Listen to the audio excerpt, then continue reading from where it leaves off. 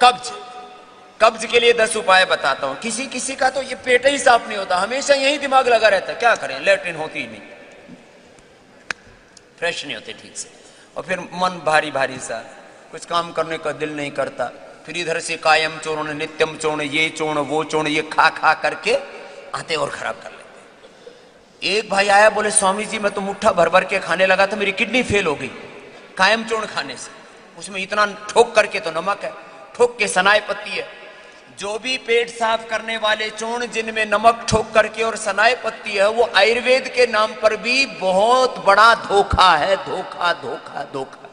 उससे तुम्हारी आंतें खराब हो जाती। क्यों खाते हो? बोले जी क्या करें, पेट साफ नहीं होता। पेट साफ करने के 10 उपाय बताता हूं। गोधन अर्क पियो, गोधन अर्क, और फिर गोखरू, ये पेशाब, लैट्रिन की सफाई के लिए गोधन, पेशाब की सफाई के लिए गोखरू। सफाई कितनी जगह से होती है? मल मूत्र से सफाई होती है, पसीने से सफाई होती है, पसीने से अंदर की गंदगी निकलती है, मल मूत्र से अंदर की गंदगी निकलती है, और सत्संग से, स्वाध्याय से, सद्ज्ञान से दिमाग की गंदगी निकलती है, भक्ति से, गुरु प्रीति से, प्रभु प्रीति से, भजन से फिर हृदय साफ होता है, शुद्धिकरण। तो खैर सांसों के माध्यम से गंदगी निकलती है। तो गोधन अर्क पी लो, पेट की सफाई हो जाएगी। गोखरू पी लो तो किडनी की सफाई हो जाएगी। फिर अभयारिष्ट पी लो, अभयारिष्ट एकदम फर्स्ट क्लास, सबसे बढ़िया चीज। अब मैंने आसव अरिष्टों के बारे में कम बोला, ये भी मुझे बोलना पड़ेगा, ये भी एक बहुत बड़ा विज्ञान है, ये भी एक बहुत बड़ी चिकित्सा है। आसव अरिष्ट जिनके कब्ज 20-20, 30-30 साल से पेट ही साफ नहीं होता, जब देखो तब पेट पकड़े बैठे रहते हैं। फिर पेट साफ करने का चूर्ण लेते हैं तो मरोड़ा होता है, क्योंकि उसमें वही सनाई पत्ती और ये सब कबाड़ा होता है, मरोड़ा होता है। फिर दस्त लग जाते हैं, फिर गुड़गुड़ होने लगता है, फिर ऊपर से कोई कोई तो इतने जोर से रे राम गैस छोड़ते, पड़ोसियों तक पता लगता है इस घर में गैस होती है। गैस बनती है। अभयारिष्ट पी लो, अभयारिष्ट। अभया कहते हैं यस्य माता गृहे नास्ति तस्य माता हरितकी, हरितकी से, हरण से अभयारिष्ट बनता है। और ये निर्दोष है, जिनको शुगर है उनको थोड़ी दिक्कत आती है, वो अभया चूस लेना। अभयारिष्ट जबरदस्त है। जिनको क्रोनिक कॉन्स्टिपेशन है उनका बता रहा हूं, 20-20, 30-30 साल हो गए पेट पकड़ के बैठे रहते हैं। अभयारिष्ट पियो, सुबह उठते ही आंवला एलोवेरा पी लो, कुछ दिन लगातार पी लो, परमानेंट ठीक हो जाता है। एक हमारे ओपी श्रीवास्तव जी बहुत बड़े आदमी है, लखनऊ में रहते हैं, मेरे से बोले स्वामी जी 20 साल 30 साल हो गए कब्ज नहीं ठीक होता है। मैंने उनको ये गोधन अर्क बताया, तब से अब तक उनको, फिर मेरे से एक बार बीच में बोले 5-6 साल पहले, स्वामी जी आपने जो गोधन अर्क बताया था ना, उसने मेरी कब्ज को ऐसा ठीक किया, अब तो सुबह उठते ही 1 मिनट में पेट साफ हो जाता है। नहीं तो पहले, अब योग कहते हैं योग के लिए वक्त नहीं मिलता, योग के लिए वक्त नहीं मिलता, क्यों? ये अभयारिष्ट है, बहुत जबरदस्त। ये आसव अरिष्ट सारे ना पतंजलि में ये भी बनते हैं। मस्तिष्क के लिए सारस्वतारिष्ट, अश्वगंधारिष्ट पूरे शरीर के लिए भी, हृदय के लिए अर्जुनारिष्ट, कब्ज के लिए अभयारिष्ट, पेट बहुत ज्यादा इंडाइजेशन है तो कुमार्यासव पुनर्नवारिष्ट, पेट में कीड़े रहते हैं तो विडंगासव, और बहुत ज्यादा खून खराब है अंदर से तो महामंजिष्टाद्यारिष्ट और खदिरारिष्ट, लेडीज के लिए दशमूलारिष्ट, अशोकारिष्ट, उनकी पीरियड की दिक्कतों के लिए माहवारी में ठीक से सफाई नहीं होती तो अशोकारिष्ट और दशमूलारिष्ट। अब ये आसव अरिष्ट ना, ये एकदम से इमीडिएटली लाभ करते हैं, जैसे कहते हैं इंस्टेंट बेनिफिट। इंस्टेंट बेनिफिट एक शब्द प्रयोग होता है, इंस्टेंट बेनिफिट।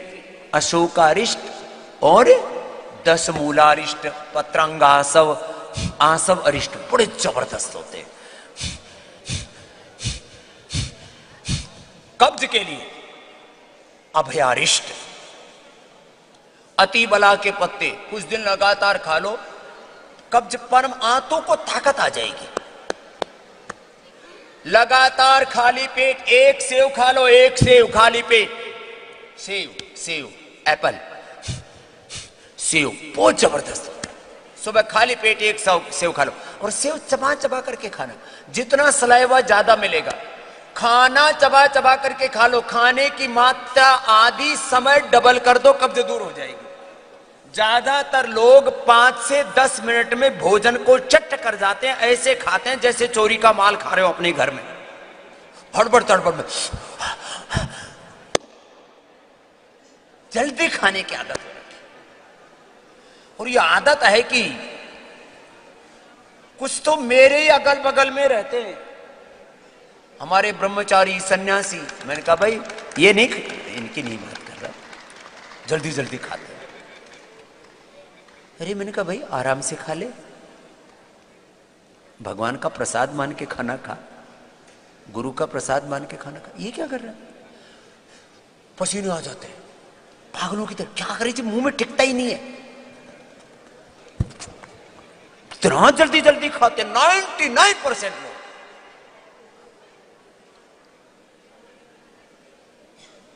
अब मैं कुछ लोगों को मुझे 20-30 साल हो गए समझाते समझाते, मैंने कहा धीरे खा लो। ऐसे खाते हैं, कुछ तो ऐसे पागलों की तरह खाते हैं, और कुछ धीरे धीरे चेपते हैं। 10 रोटी खा जाएंगे।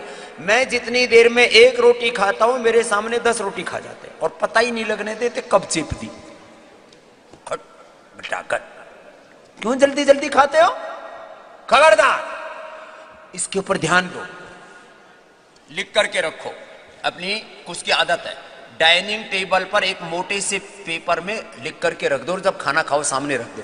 धीरे धीरे चबा चबा के प्रसन्नता से अन्नम ब्रह्मेति व्यजानात, अन्न को ब्रह्म मान करके, भगवान का प्रसाद मान करके स्वीकार करना है। आज से ही तुम्हारी कब्ज दूर हो जाएगी। छोटी सी बात है, याद नहीं रहता, आदमी भूल जाता है।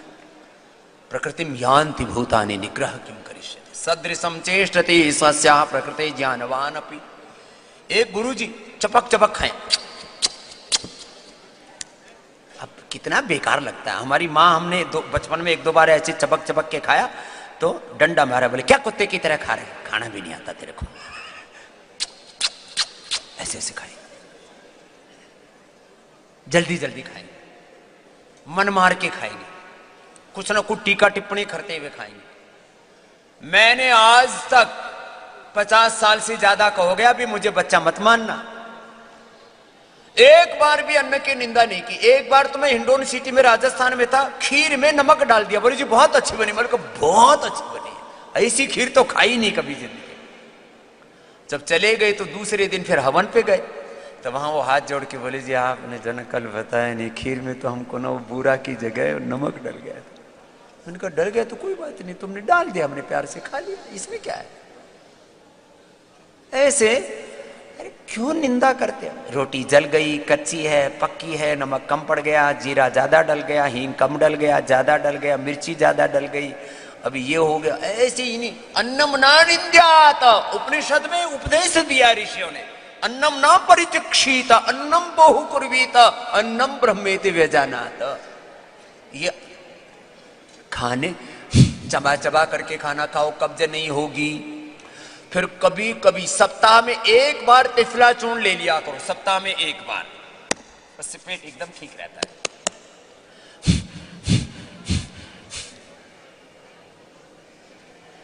और जिनका ज्यादा ही कोठा खराब है तो शुद्धि चूर्ण ले लिया करो, शुद्धि चूर्ण, दिव्य चूर्ण, ऐसे सब आपको, त्रिफला चूर्ण सब देते हैं आपको। डायबिटीज ना हो तो कभी कभी अपना गुलकंद खा लिया करो, गुलकंद खा लिया करो, कब्ज के लिए बता रहा हूं। पिंडलियां दबा लिया करो, ये भी कब्ज का इलाज है, पिंडली दबा लिया करो। खाने के बाद वज्रासन में बैठ जाया करो।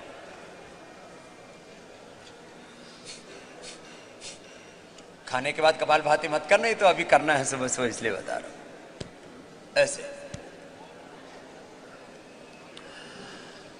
सेव खाना, मुनक्का, अंजीर, और एक अभी भारत में तो कम होता है, विदेशों में ज्यादा होता है, प्रून्स। प्रून्स भी खाने से, प्रून्स बोलते हैं, क्रोन्स डिजीज में भी फायदा करता, कॉन्स्टिपेशन में भी फायदा करता, आंतों को ताकत देता है। प्रून्स खा लिया करो खाली पेट। तीन प्रून्स बहुत ही ज्यादा कब्ज है तो चबा चबा करके 3 से 5 अधिकतम प्रून्स खा लिया करो। 2-3 अंजीर खा लिया करो। जीरा धनिया सौंफ का पानी पी लिया करो। ये वीट ग्रास, ये एलोवेरा, ये लौकी, ये जितने भी आपको वेजिटेबल जूसेस बोलते हैं ना, ये पेट के एनवायरनमेंट को अच्छा कर देते हैं, धीरे धीरे आंतों को ताकत देते हैं। खाने में पहले पपीता अनार सेव पहले खा लिया करो, चबा चबा करके। पहले ही दिन से कब्ज परमानेंट दूर। कुछ लोग पेट ही पकड़ के बैठे रहते हैं, बोले जी क्या करें जी, कब्ज दूर नहीं हुआ, बाकी तो बहुत ठीक हो गया, कब्ज दूर नहीं हुआ। फिर उससे हर्निया होता है, उसी से फिर कोलाइटिस, IBS, पायस, फिशर, फिस्टुला, एक बीमारी की भी, डिजीज की भी एक फैमिली, परिवार, कुटुंब, खानदान होता है उसका। फिर कब्ज के फिर बहुत बड़ी तरह की बीमारियां, 4 ट्रिलियन से ज्यादा तो गट बैक्टीरियाज होते हैं, वो सारे गड़बड़ हो जाते हैं। पूरा पेट का वातावरण, इन्वायरमेंट खराब हो जाता है कब्ज से, सड़ता रहता है। इसी के लिए यहां शंख प्रक्षालन कराते हैं। शंख प्रक्षालन से मैक्सिमम लोगों की कॉन्स्टिपेशन और मैक्सिमम माँ बहन बेटियों के जो है ये मेंस्ट्रुएशन की प्रॉब्लम, मासिक की धर्म की समस्याएं खत्म हो जाती हैं। इतनी सी बात। कॉन्स्टिपेशन के लिए मिट्टी पट्टी बहुत अच्छी होती है, नेचुरोपैथी वाली मिट्टी पट्टी, और ये टब स्नान, हिप बाथ, जो बैठ करके ऐसे ऐसे पानी घुमाते रहते हैं, ये बहुत छोटी छोटी चीजें हैं ये, लेकिन बड़ी जबरदस्त चीजें हैं। ये मेडिकेटेड वाटर पिलाते हैं ना आपको, ये सब बड़े जबरदस्त है इसके लिए। सर्वकल्प और कायाकल्प लगातार कुछ दिन पी लो, पेट की आंतें इतनी मजबूत हो जाएंगी। आंतें अच्छी होनी चाहिए, लीवर अच्छा होना चाहिए। तो ये जो सर्वकल्प, कायाकल्प, लिवोग्रिट, लिवामृत आपको देते हैं उसी के लिए। आंतों में सूजन रहती है तो पुनर्नवारिष्ट ले लो थोड़ी देर तक। आंतों में किसी की सूजन रहती है, गुड़ गुड़ बोलता है। मंडूकासन, योग मुद्रासन भी करते हैं तो अंदर से ऐसे लगता है जैसे बादल से बरसते हो, गरजते ऐसे, आंतें गरजती है, बहुत बुरी तरह से अंदर ऐसे गर्जना होती रहती है। दोस्तों, आज डॉक्टर साहब ने हम सभी लोगों को स्वास्थ्य से संबंधित बहुत ही शिक्षाप्रद जानकारी दी है। आशा करता हूं कि यह स्वास्थ्य संबंधी शिक्षाप्रद जानकारी आप लोगों को अवश्य पसंद आई होगी। तो दोस्तों, अगर यह वीडियो आप लोगों को पसंद आया हो तो वीडियो को लाइक करें और अधिक से अधिक लोगों को शेयर भी करें, जिससे और भी लोग यह शिक्षाप्रद स्वास्थ्य संबंधी जानकारी का अपने जीवन में लाभ उठा सकें। और दोस्तों, अगर आपने अभी तक हमारे चैनल को सब्सक्राइब नहीं किया है तो आप हमारे चैनल को तुरंत सब्सक्राइब भी कर लें, जिससे आप लोगों को नोटिफिकेशन के माध्यम से हमारे यह शिक्षाप्रद वीडियो तुरंत प्राप्त होते रहें और आप इसी तरह स्वास्थ्य संबंधी शिक्षाप्रद जानकारियों का लाभ उठाते रहें। दोस्तों, कल फिर डॉक्टर साहब के किसी स्वास्थ्य संबंधी शिक्षाप्रद वीडियो के साथ आप लोगों के समक्ष फिर से प्रस्तुत होंगे। तब तक के लिए नमस्कार।